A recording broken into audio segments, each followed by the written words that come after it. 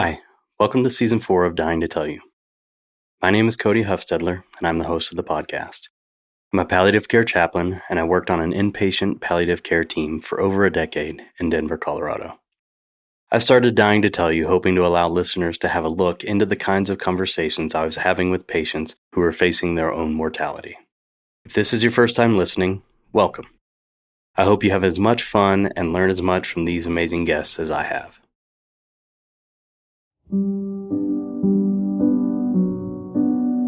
Our first guest this season is Keaton. Keaton was 35 years old at the time I recorded this interview. He lives in Denver, Colorado with his wife and 2.5-year-old son. He describes himself as an average guy, although I think you'll see this isn't quite true. But he liked cooking and woodworking and spending time with his family. In early 2025, he was living his life. Looking back, Keaton can see that there were some things happening with his body that might have given him a clue that something was wrong, but they were minor enough that he didn't think anything of it. But one weekend, he had some minor stomach pains, below his ribs where his liver was. He said that the pain was about a 2 out of 10 in severity, but it didn't go away, and something told him he needed to go get it checked out. After Googling, of course, he thought he might have a gallbladder infection. So he drove himself to the hospital emergency department hoping to get an ultrasound, as Dr. Google suggested. In the ED, they did some blood work and an ultrasound. The blood work was normal, but the ultrasound showed several large masses on his liver, one 11 centimeters and one 5 centimeters, the size of a grapefruit and a lime. They wanted to do a CT scan, and so he waited. Of course, with that limited information, Keaton spent that 20 or 30 minutes staring at the wall and vacillating between believing that his body was riddled with cancer and hoping that the masses were benign and he had nothing to worry about. He had the CT scan, and it turned out that, as far as they could tell, the cancer was confined to his liver. They kept him in the hospital overnight to get a biopsy, and he went home the next day to wait for the biopsy results. 4 days later, on March 18th, 2025, Keaton was diagnosed with the intrahepatic cholangiocarcinoma. Intrahepatic cholangiocarcinoma is a rare, aggressive cancer. It originates in the bile ducts inside the liver. The 5-year survival rate is 9%. That is low. But for Keaton, this is complicated, because it's rare for someone so young to get this diagnosis. The average age of someone diagnosed with this kind of cancer is 70 years old. It's also rare to catch this cancer early. Often there are very few symptoms, and there aren't any regular screenings like a colonoscopy or a mammogram for other cancers. But Keaton had listened to his body and found the cancer before it spread outside of the liver. So Keaton's story is unique. This is Dying to Tell You.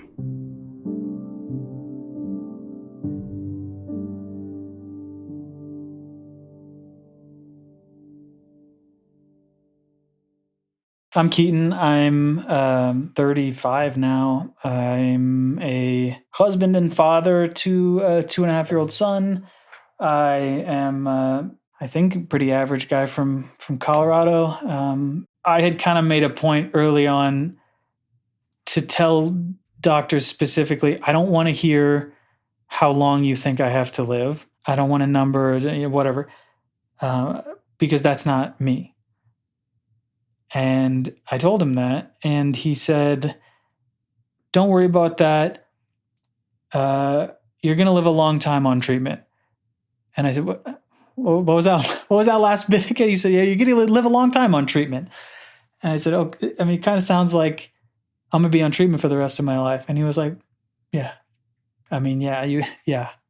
And that was the first time somebody had told me, that the rest of my life, it was kind of that moment when like the incurable, inoperable, unresectable, I had heard those words before, but that was the moment that started to sink in. And it was like this, okay, the rest of my life is going to be cancer treatment. And it was also that moment where I kind of had that realization that like, okay, I feel pretty good right now. I'm not in pain. I'm not jaundice. My body's still working for the most part. It was this moment where I just started thinking about like, how long is that going to last? Right. It's like, is it all downhill from here? Basically, is this as good as I'm going to feel for the rest of my life? Because I was about to start chemo and hear stories about people that go through chemo and they have all these side effects and it's just not a fun experience, and it's not. But you know, I had heard all these things about chemo and I was like, I'm not going to feel good on chemo. And then what happens after that is just the rest of my life. It's a hard thing to wrap your head around, I think. Definitely not something I was prepared to deal with. But that's the thing about life, man. Yeah, I'm not prepared for any of it. That's right. You know, this is my first time. This is my first time doing any of this. Yeah. And like, first time having cancer.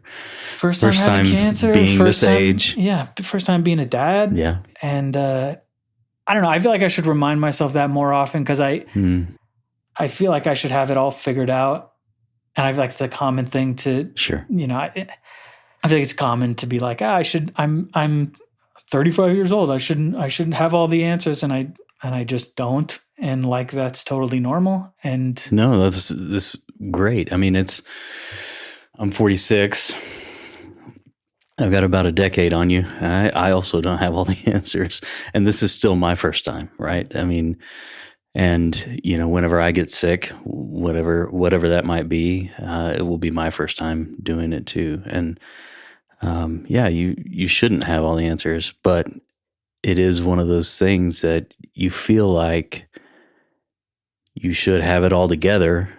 And maybe like you shouldn't have big emotional reactions about it. Maybe, I don't know if that was the case for you, but I think a lot of people have that, like, oh, it shouldn't be that thing for me. Like, it shouldn't be me. Mm-hmm. Everybody else has that, you know, sadness or fear or whatever, but I shouldn't be like that. But that's just, I mean, it's not the case. Yeah.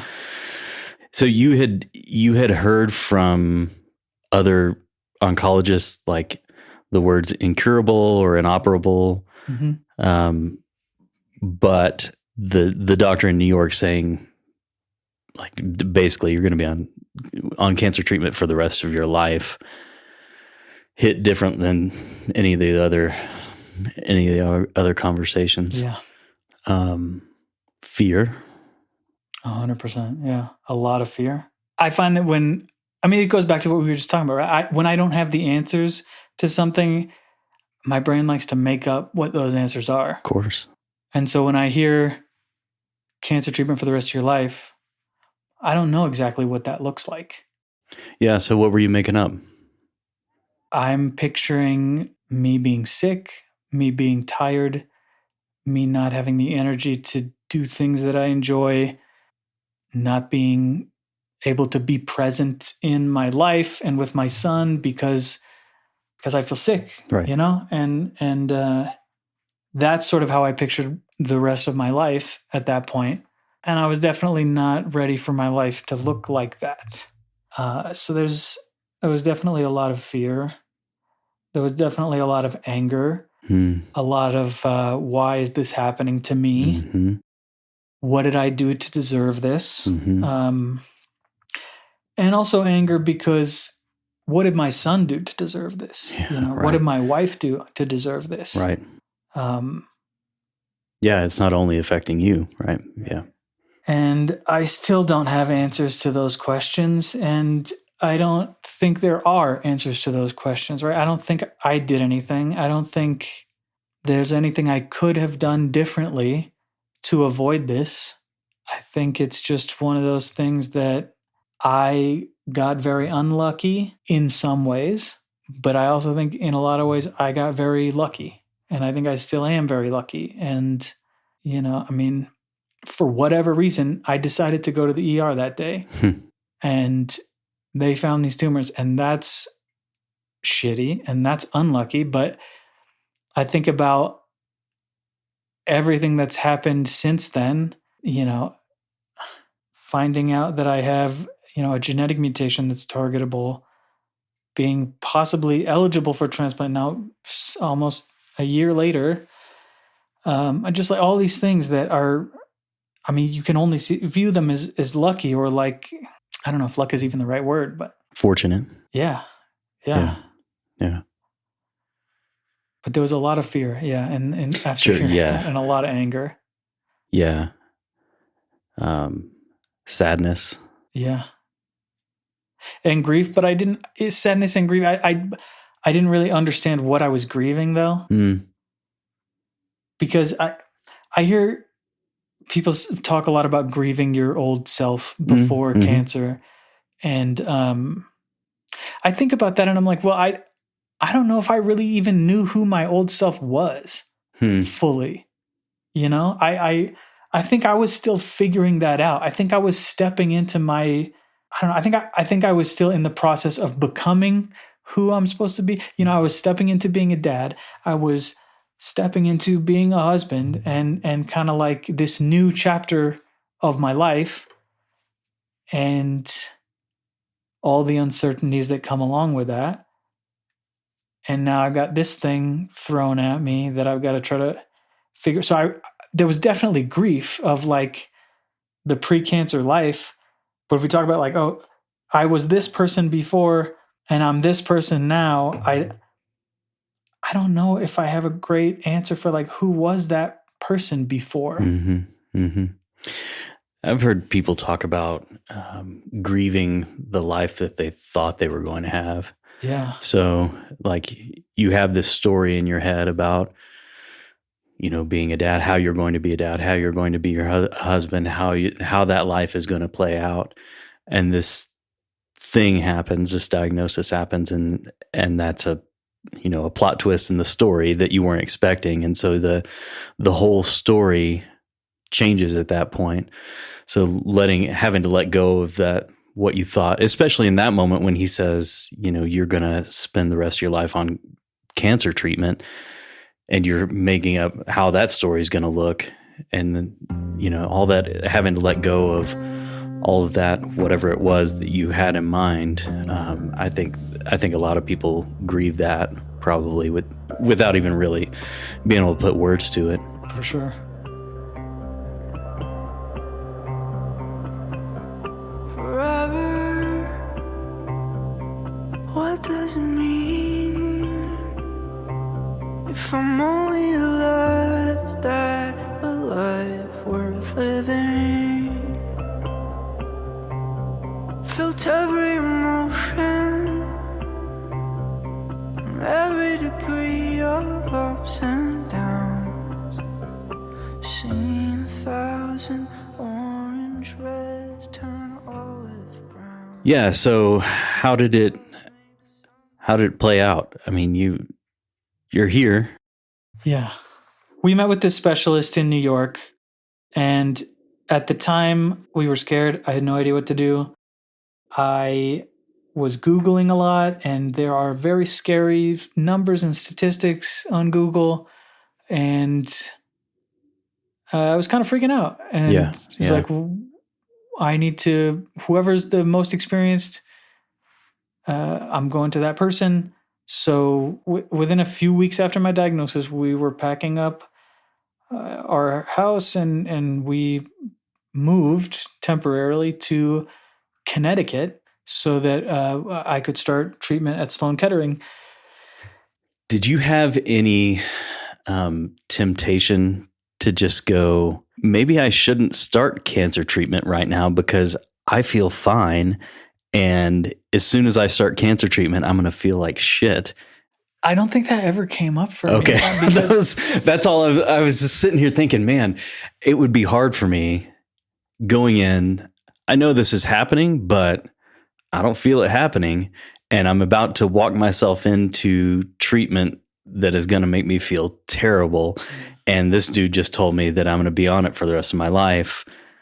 I don't know, but it didn't cross your mind, huh? It actually didn't cross my mind. And now that you're mentioning it, I'm like, how did I not think of that? Huh. But well, I'm glad you didn't, because it's turned out okay. But I think it's just one of those things where it's like everything's moving so fast, and like my head's spinning and I'm getting all this information from all these different people, and everybody's saying you have to start treatment right away because one of the first things, if you Google cholangiocarcinoma, it's going to tell you it's a rare aggressive cancer. Yeah. And like that those two words are repeated often in association with cholangiocarcinoma. So the idea of not being on treatment, that was a little bit concerning. Sure. I wanted to just start immediately because I was also reading a lot of like personal accounts on Facebook. There's a cholangiocarcinoma patients Facebook group, and I go in there and read what other people are doing,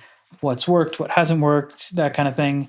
And there was sort of like this common theme where people would start treatment, things would get better, maybe they'd be able to stop treatment for a while, and then kind of things would come back and they'd have to deal with it.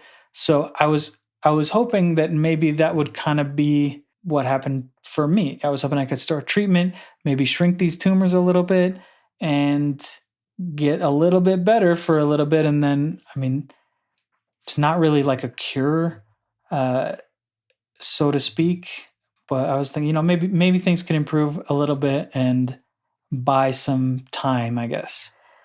So I was like, let's do it. Yeah, whatever you say, I'm going to do it. And so we did that. We found a place in Connecticut. Actually, my parents moved with us to Connecticut. Very helpful, especially with our kid. And just, but Connecticut, I mean, that period of time was pretty difficult for me. There was not a lot of hope during that time. I became progressively more irritated by my oncologist and the way things were going. Little thing after little thing after little thing that all add up and lead me to believe that you don't really care about what's going on with me. And that's okay. You don't have to care about what's going on with me. But if you're going to be my doctor, I want you to care about what's going on with me. Yeah. And yeah, I don't want you standing up and walking out the room when it comes time for me to ask you questions during the appointment. Like little things like that. Yeah, I mean, it's a little thing, but it's not that little. That's attention. I mean, I don't know. No, you're right. I think I tell myself that it's little because I don't want to be like high maintenance about it. But high maintenance cancer people. It doesn't seem that little. No, it's not. It's not little. It's like basic human decency. It's like, is that so much to ask for? I don't think it's a lot to ask, honestly. How was the treatment itself? My experience with chemo is pretty typical to what you hear most people talk about with chemo. I was nauseous. I felt tired a lot. It's such a hard thing to describe because it's unlike anything I've ever felt before. And, there were some days where I couldn't even hold my son. There were some days where the most physical activity I could do was standing in the kitchen, stirring a pot of soup. And there were other days when I'd go out and take a walk on the beach or something and it would be nice, and it kind of went back and forth. And you get into these patterns where okay, the first couple of days after treatment, I'm going to be tired and then I'll start to pick back up. For me during that time, I really leaned into nutrition and juicing, and I have no scientific evidence to back this up, but I think that for me, one of the things that helped me a lot with those side effects of chemotherapy was my nutrition and the juice. I think it really helped with the nausea. I think it helped with the fatigue and just replacing the nutrients that chemo kills and giving your body what it needs to heal and recover. All of that's really important. And for me, it's something that I can control. And I felt so out of control totally during those first few months. And it became kind of a comforting thing for me. Like everything is out of control, but at least I can control what I eat and what I put in my body. That period of time was also a time when I was trying to learn as much as I possibly could about this cancer, about my diagnosis, about if there was any way to survive, what would that look like? Mm-hmm. And it was a hard period of time, I think, for my son. I think it was hard for my wife as well. I know it was hard for my wife, actually. We've talked a lot about this. I'm sure. I was going through treatment, and she had to be solo parent, and my parents were there to help. But, you know, a lot of the parenting responsibilities kind of fell to her at that point, and it's just hard, you know. It's a lot. So I was in Connecticut for 3 months doing chemotherapy, immunotherapy, and I got a scan after those 3 months that showed progression. And that was a very scary period of time, maybe worse than the initial diagnosis. Yeah, tell me why. I think it was harder because I was doing everything that I knew, everything in my power. I was trying everything. And to get a scan like that, that's just like, hey, all this stuff you're doing, all the effort that you're putting into staying alive doesn't matter. Yeah. It doesn't matter. And you're going to be one of those guys that doesn't respond to treatment and is dead very quickly. Mm-hmm. I remember riding on the train back from our appointment after the scan, just talking to my wife about, you know, you got to make sure that my son remembers me. Mm. You know, you got to make sure he knows who I am. Because, I mean, he's 2.5. He's, you know, if anything were to happen to me, probably wouldn't remember a whole lot about me. Right. And I think that's the scariest thing for me. It's just thinking about my son growing up with no memory of me, no, no like relationship with me. That's the hardest part about all of this, I think. But it's also my reason for fighting so hard to try to survive. Right. Because he doesn't deserve that. So I'm still trying to do whatever I can to stay around for him. Call it love, call it true, call it all of the things that wait for the morning sun, flowers to bloom. In my chest, a light in the dark, embers burning from dusk till dawn. I'll be by your side, like diamonds at noon. 'Cause all I ever want is you.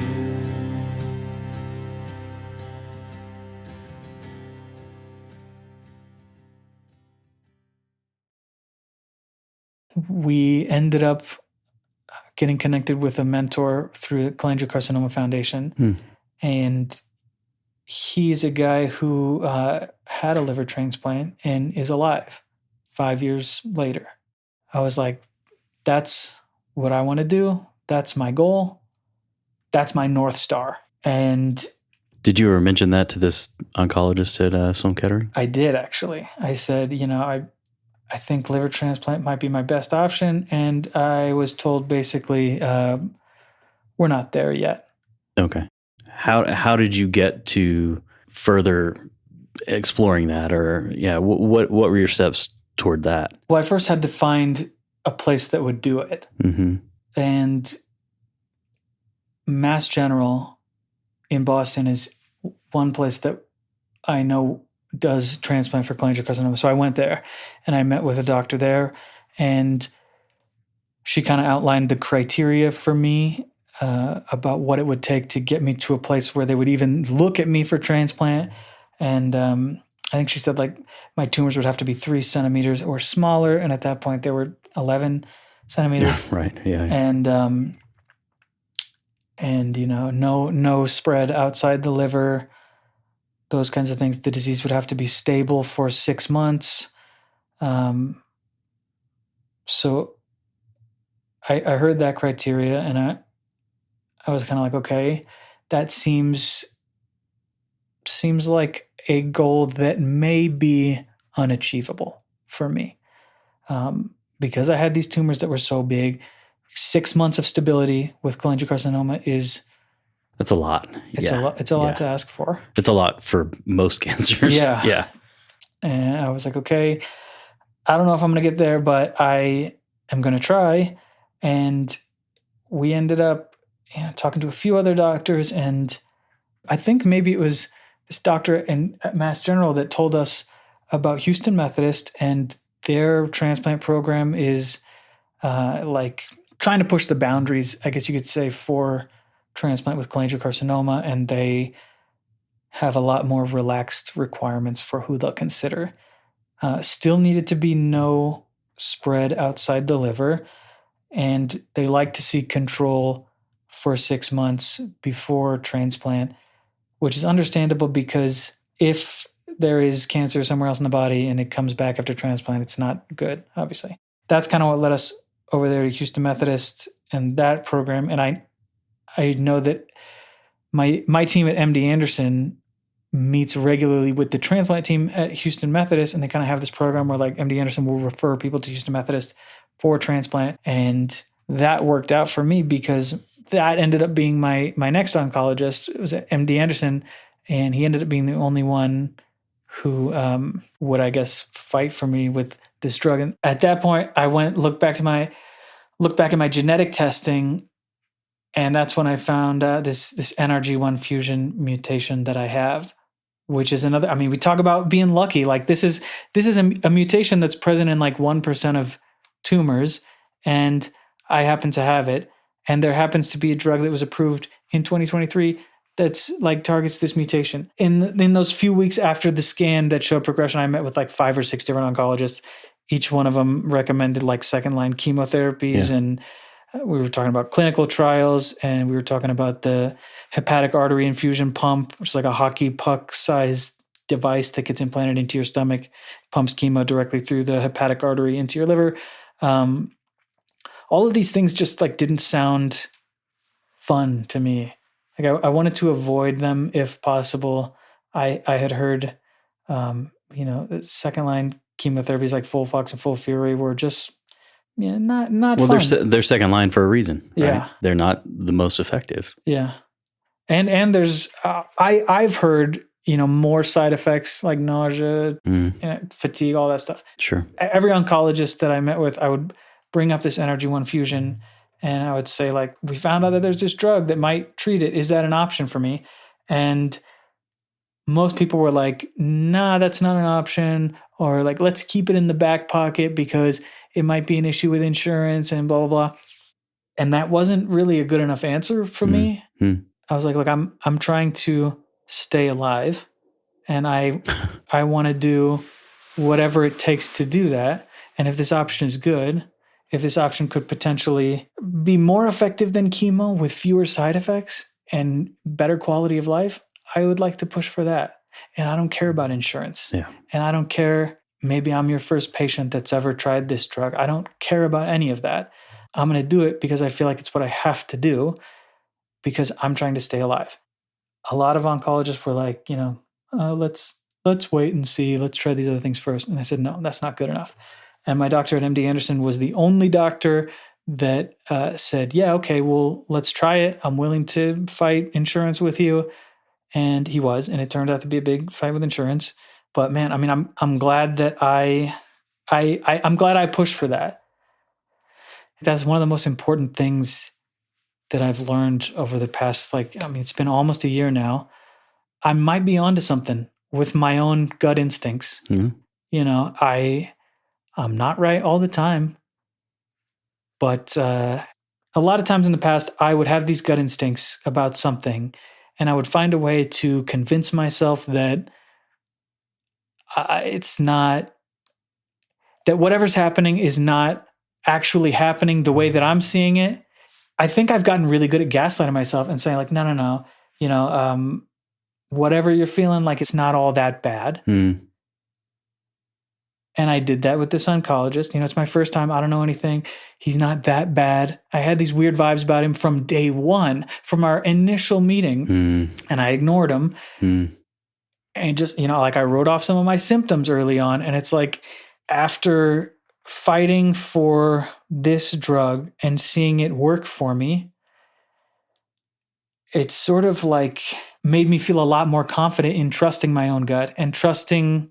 I don't know. Yeah. It's not just like trusting your instincts. Like, well, I don't think this chemo is going to be effective. That's not it. You know yourself, right? And you know who you're going to jive with and who you're not. And it's hard to know sometimes, though. Yeah. And it's something that I never really had to think about before cancer. Like, sure. you hear people say advocate for yourself. That's important. And nobody talks about what does that actually look like, or what does that mean?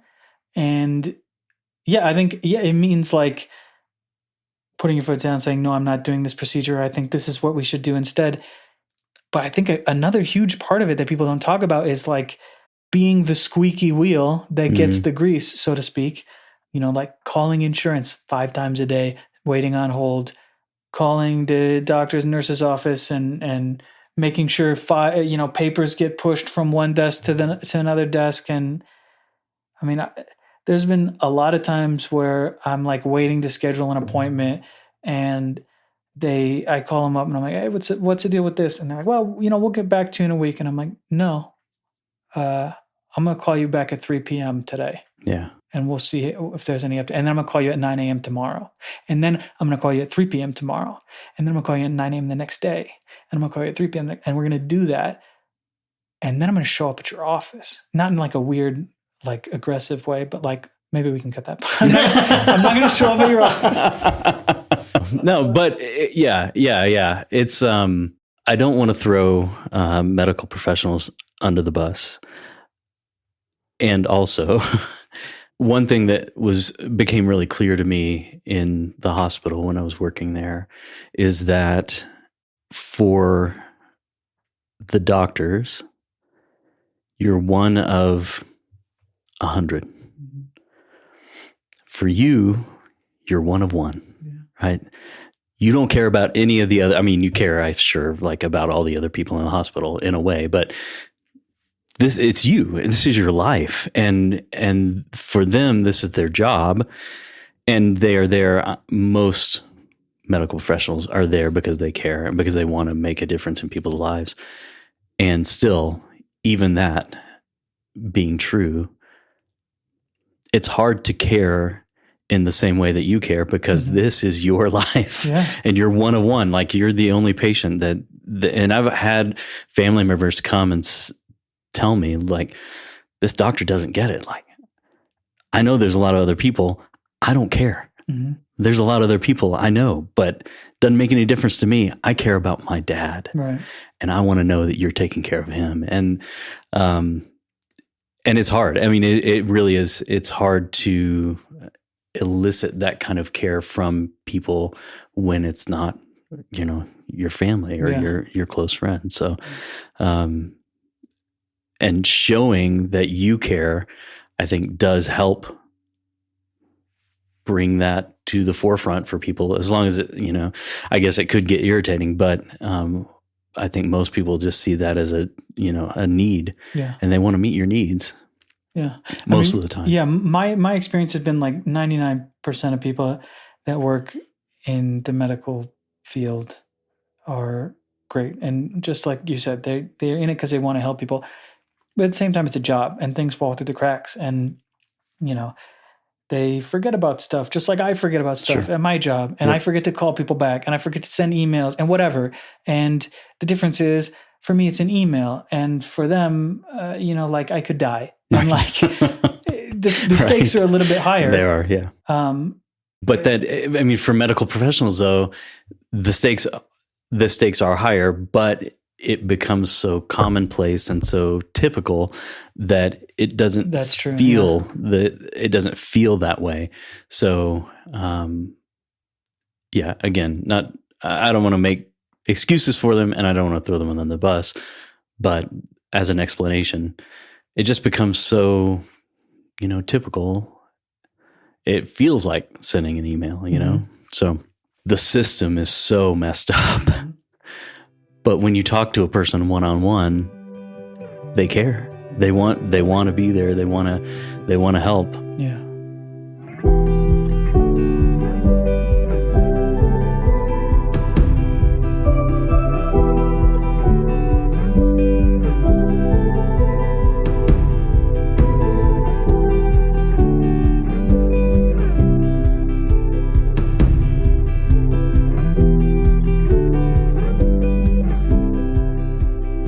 That's where we're at now. We're waiting for insurance, and then I'm hoping to hit the ground running with transplant stuff.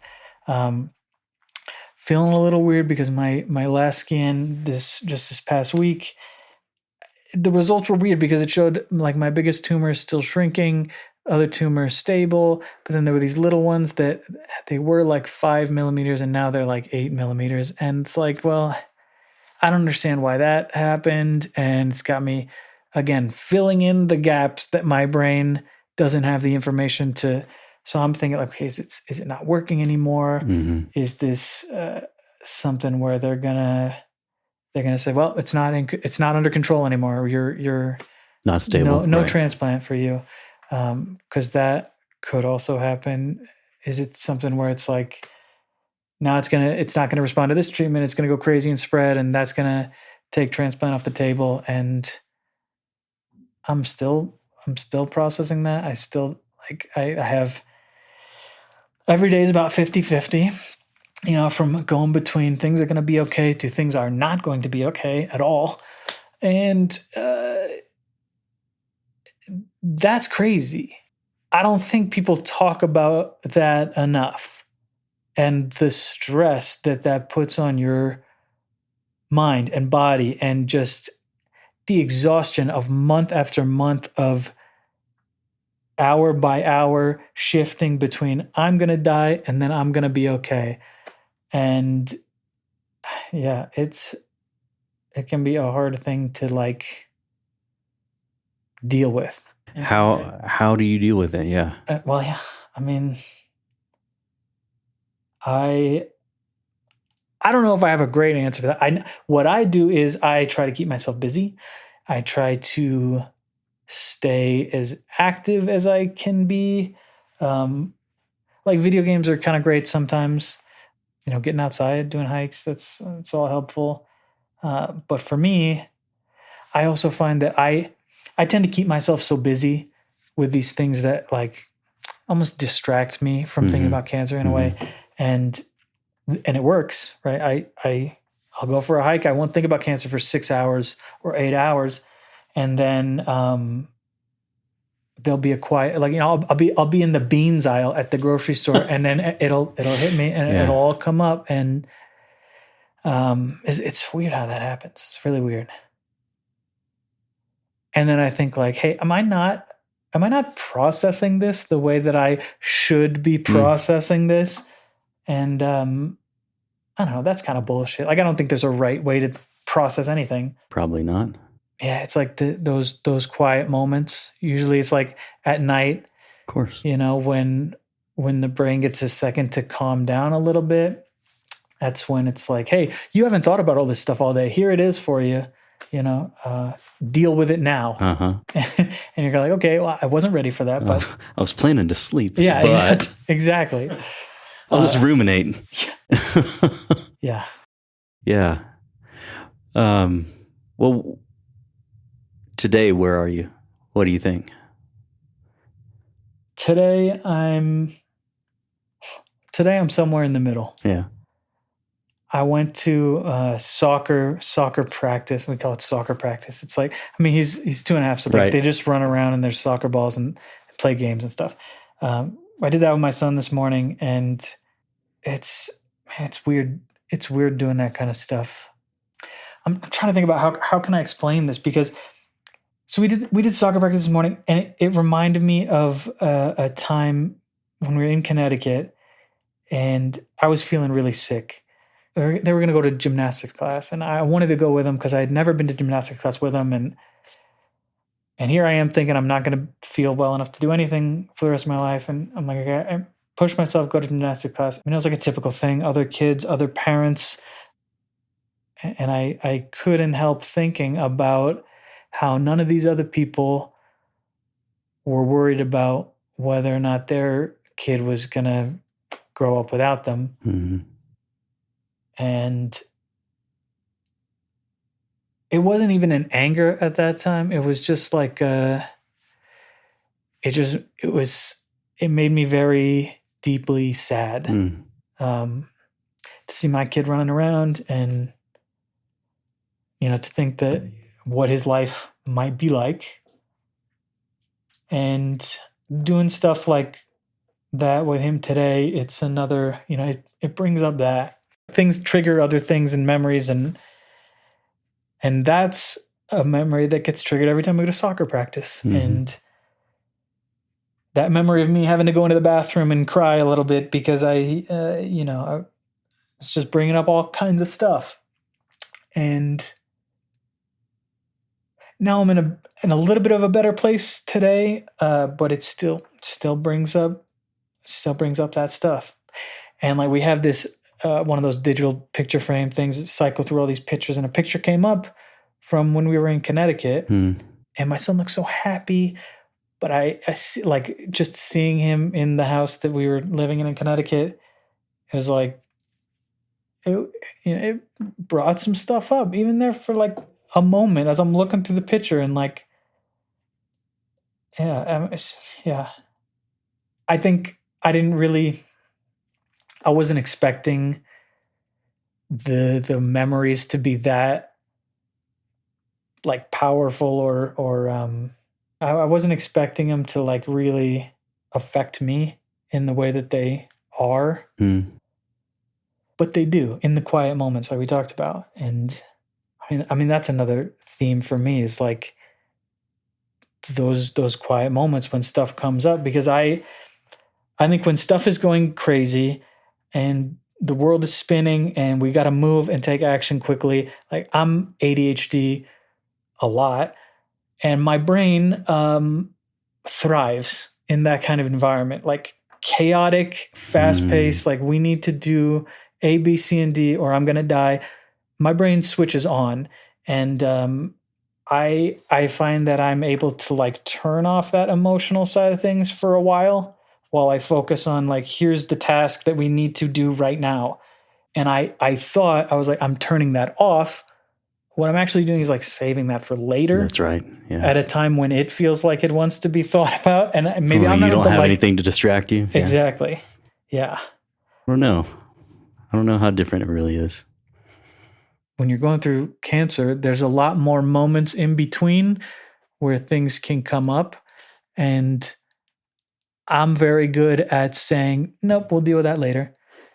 And sometimes that's not always the best thing to do. Sometimes that's not always best for my own mental health. Sometimes it's not always best for the people around me, because when I'm not dealing with things, I tend to get very frustrated, angry. Like it comes out in other ways. That's something that I'm trying to teach myself more about, is like, hey, what is that feeling that I'm feeling in my body? Oh, that's fear, or oh, that's whatever it is. And I was never really good at that. And it was always kind of just something would happen. I would feel the general sense of just chaos, and I'd be unsettled or whatever. And I would do things to distract myself and not focus on, I'm feeling this physical thing. What does that mean? What do you think it would look like to deal with it? That's a good question. And I think I don't even have a great answer for that. I can tell you what I try to do. What I try to do is notice whatever's going on and tell myself, I'm feeling this. Like most recently, I was feeling like a little bit like, that pit in your stomach feeling. Like dread? Yeah, exactly. Before cancer and all this, I would just kind of feel that in my stomach and like try to put it out of my mind, not think about it, not do anything about it. And now what I try to do is say, okay, I'm feeling this. I have this pit in my stomach. What is that? Mm-hmm. And if I can take a second and say like, oh, that's fear. That's me being scared that I'm going to die. Mm-hmm. And I'm not ready for that. Mm-hmm. And for me, just putting a label on that and like pointing out the elephant in the room, it's a start. So I think there's a huge percentage of this that I'm still putting on the back burner for hopefully after all of this is done, and we'll deal with it then when the time is right. But in the moment, I've started doing that. Just what am I feeling? That's what I'm feeling. A pit in my stomach. Why? Or what is that? Mm-hmm. That's fear. Label it. And it's like, okay, now I know what I'm dealing with here. Yeah. I'm scared. Yeah.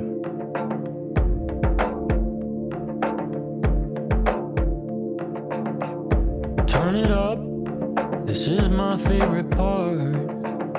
Watch how the tiger catches the deer in the dark. Its teeth were sharpened by the Darwinian arc of a million years. And the hyenas laugh from their secret hiding place as the tiger's teeth find a purpose in its prey. You, when we talked before, talked about how people that you thought would be around or thought would be there haven't been there in the way that you had hoped or the way that you thought they would be. Maybe just talk a little bit about how it has felt to kind of feel alone in this. Yeah. I mean, yeah, there's definitely people that I expected to kind of show up for me that haven't shown up for me. But also, in some ways, I feel like nobody's shown up for me in the way that I want them to show up for me, because the way that I want people to show up for me changes day to day, hour to hour. Sometimes I want you to ask about it. Sometimes I want you to leave me alone. Sometimes I like all these things, and it changes. Yeah. And people don't know that. They don't know what mood I'm in. They don't. So that's a part of it too. And I think part of it is me not really wanting to get into all of this with somebody. Doesn't exactly fit into that, like, hey, how you doing? Haven't seen you in a couple of weeks. Like that conversation. It's like, it's hard to like really explain everything that I'm going through in a conversation like that over dinner or, whatever. Right. And I think it makes people uncomfortable.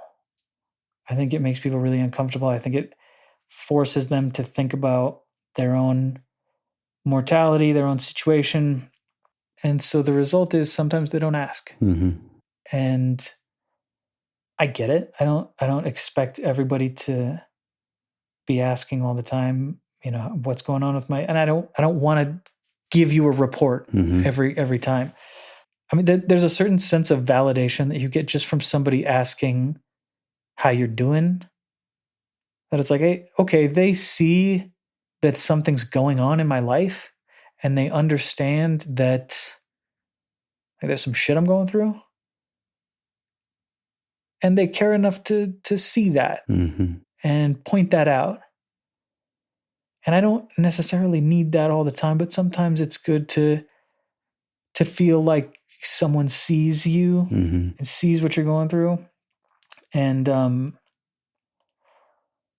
it can be lonely to be going through an experience at my age that not very many people have gone through or will go through.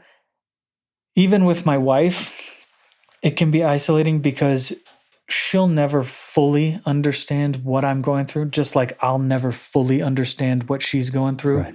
I mean, that's something that we struggled with a lot too, is like, how do I support you when I can't even fully understand your situation? You can't fully understand my situation.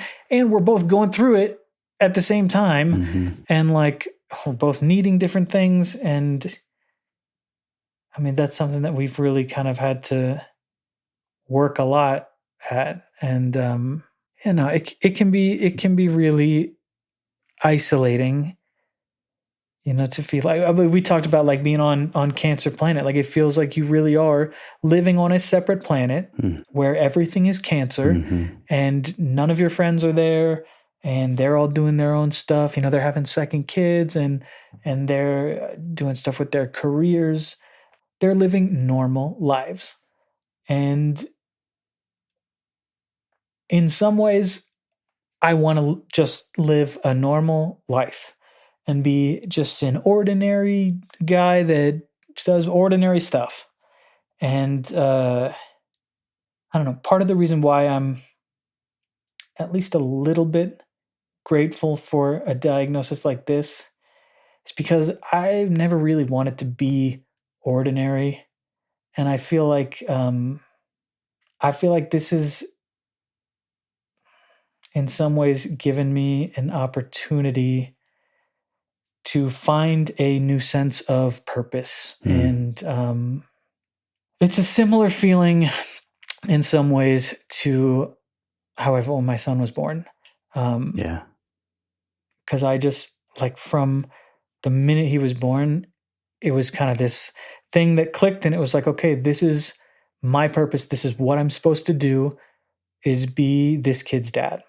And in some ways, I feel like that right now about cancer. Like, I'm supposed to be here. I'm supposed to share my story because it could potentially help somebody, even in a small way.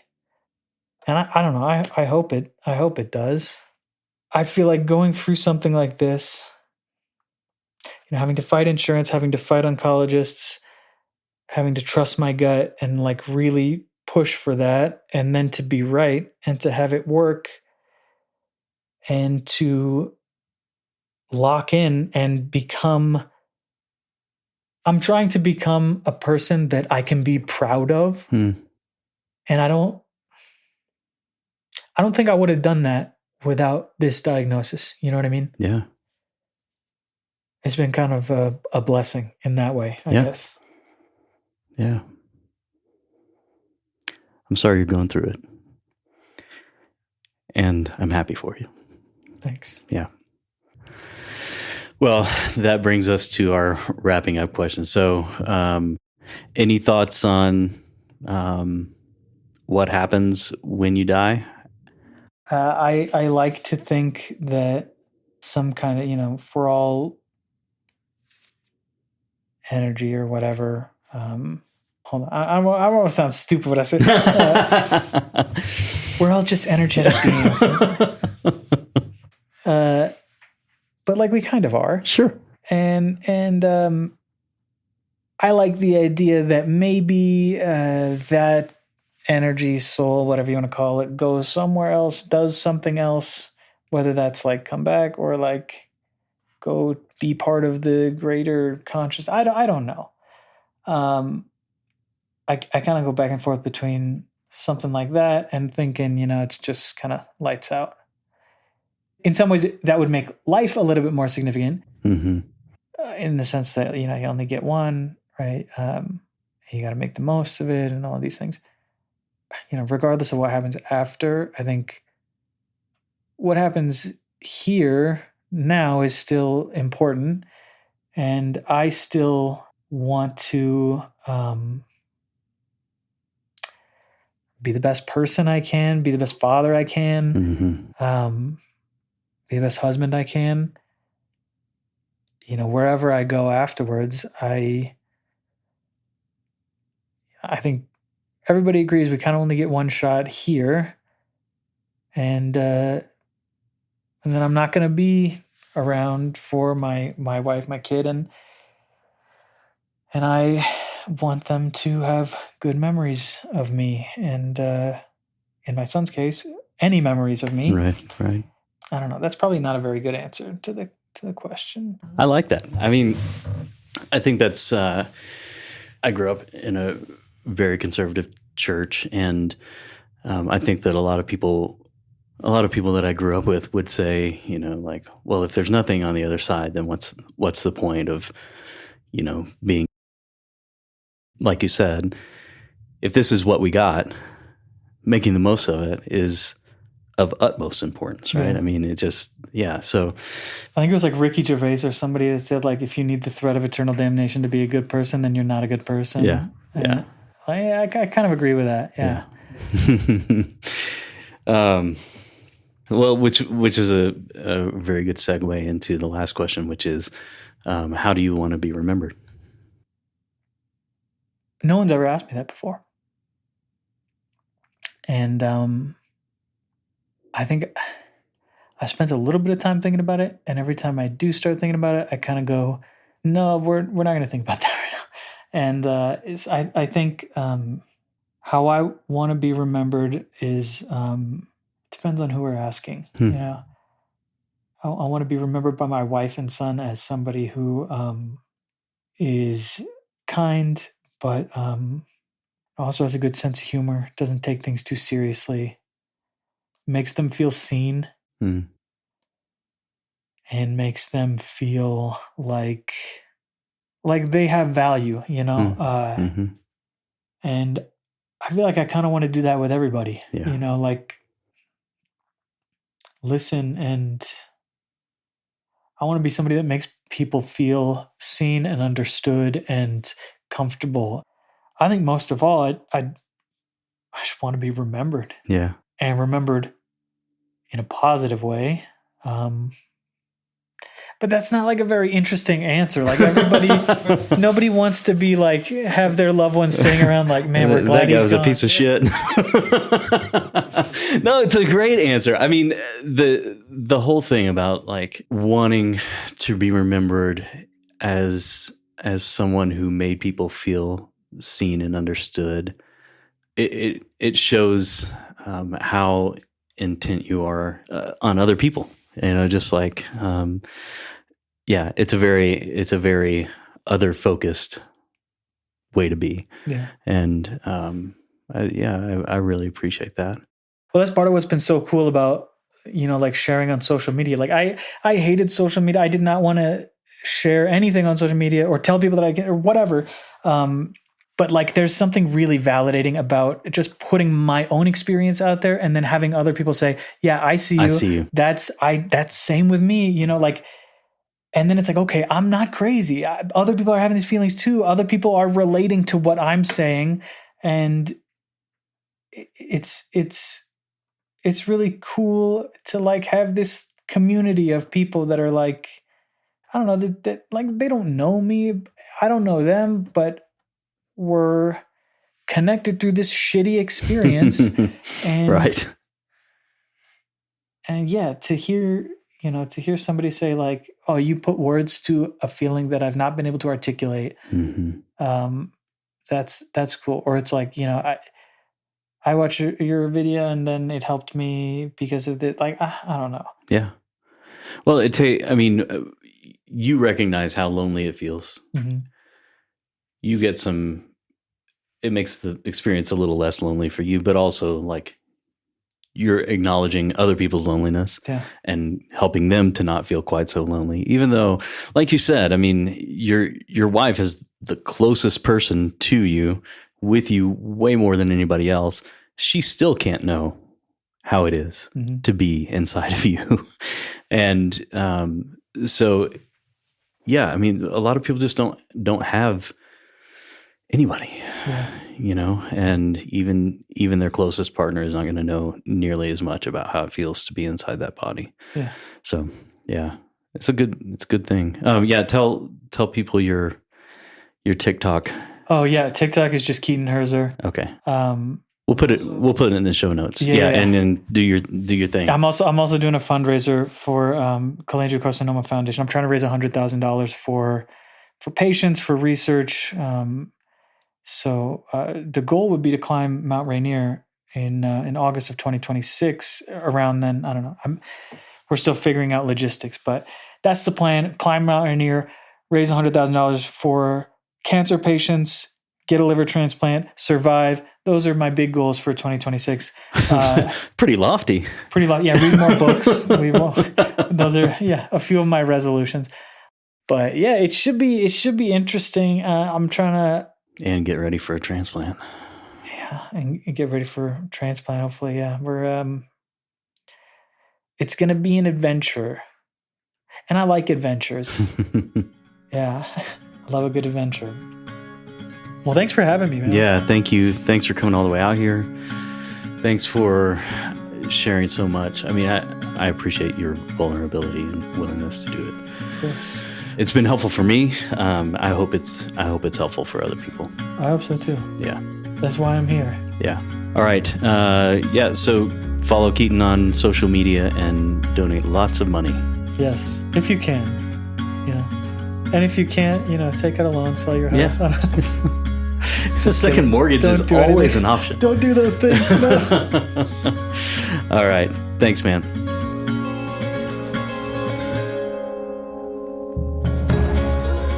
Thanks to Keaton for coming to my home to record this interview. It's been a lot of fun to get to know Keaton over the last few months and to see the amazing things that he's done since our interview.